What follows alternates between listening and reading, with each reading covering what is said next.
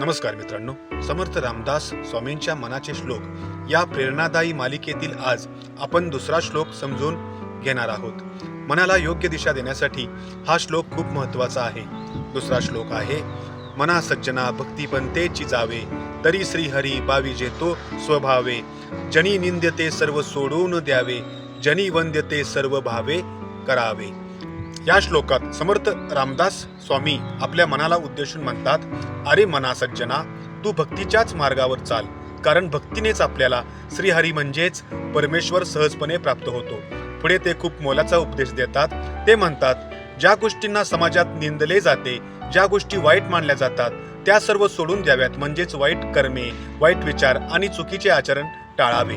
आणि या उलट ज्या गोष्टींना समाजात आदराने पाहिले जाते, ज्या चांगल्या मानल्या जातात, त्या सर्वांना आदराने वंदन करावे, म्हणजेच चांगली कर्मे करावीत, चांगल्या विचारांचा स्वीकार करावा आणि सत्पुरुषांचा आदर करावा।